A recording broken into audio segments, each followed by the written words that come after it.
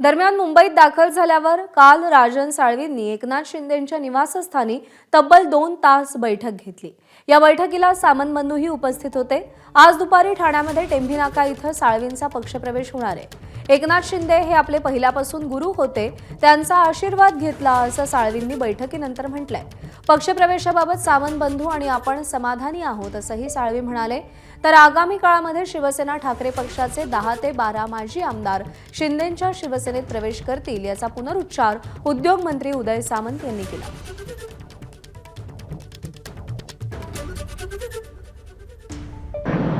राज्याचे माजी मुख्यमंत्री व सध्याचे विद्यमान उपमुख्यमंत्री एकनाथजी शिंदे हे माझे पहिल्यापासून गुरु होते।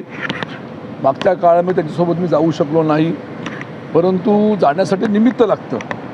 ते निमित्त लागलं आणि मी आज या ठिकाणी आलो। शिंदे साहेबांचा या ठिकाणी आशीर्वाद घेतला। आजच्या ह्या बैठकीमध्ये माझ्या जिल्ह्याचे पालकमंत्री उदयजी सामंत, विद्यमान आमदार किरण सामंत असा एकत्र बसलो। आमच्या मतदारसंघासंबंधी जिल्ह्यासंबंधीच्या ज्या आवश्यक ज्या चर्चा होत्या त्या ठिकाणी झाल्या आणि सर्व चर्चा ह्या सकारात्मक झालेल्या आहेत आणि त्यामुळे अत्यंत मला वाटतं सामंत बंधूसुद्धा आणि मी सुद्धा अत्यंत समाधानी आहे।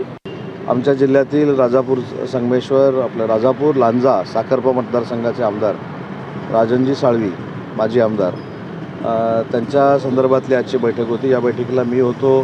त्याच्यानंतर राजापूर लांजा साखरपा मतदारसंघाचे आमदार किरण भैया सामंत होते आणि स्वतः राजन साळवी साहेब होते आणि माननीय शिंदे साहेबांच्या नेतृत्वाखाली शिवसेनेमध्ये काम करण्याचा निर्णय राजन साळवींनी घेतलेला आहे। 3 वाजता टेंभी नाक्याला त्यांचा प्रवेश आहे। त्यांना मिळणार काय त्यांना योग्य तो मान सन्मान मिळेल काय महामंडळ काय नाही, ती चर्चा झाली। 15 जवळपास अर्धा चर्चा झाली। अशी या बाबतीत कोणतीही चर्चा नव्हती। हे फक्त पक्षप्रवेश कसा पक्षप्रवेश कसा असेल याबाबत चर्चा। सर मोठा शक्तीप्रश्न होईल त्या हो। एबीपी माझा, उघडा डोळे बघा नीट।